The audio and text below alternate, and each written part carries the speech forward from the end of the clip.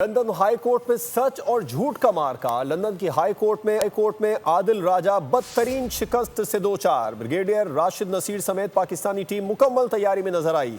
London की अदालत ने आदिल राजा के सबूत फरेब पर मबनी करार दिए। जज ने रिमार्क दिए कि आदिल राजा का क्लेम गलत मालूमात पर मबनी दिखाई देता है। आदिल राजा के पाक इंटेलिजेंस पर लगाए गए इल्जामात बनावटी नजर आए।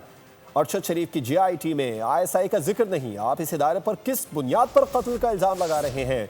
लंदन हाई कोर्ट में सच और झूठ का मार्का। लंदन की हाई कोर्ट में आदिल राजा बदतरीन शिकस्त से दो चार। ब्रिगेडियर राशिद नसीर समेत पाकिस्तानी टीम मुकम्मल तैयारी में नजर आई, जबकि लंदन की अदालत ने आदिल राजा के सबूत फरेब पर मबनी करार दे दिए।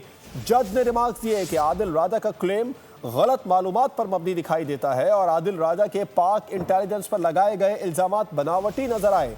अरशद शरीफ की जीआईटी में आईएसआई का जिक्र नहीं।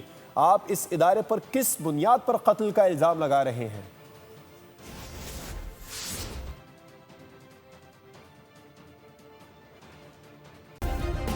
सब्सक्राइब करें और बेल दबाएं ताकि कोई खबर रह न जाए।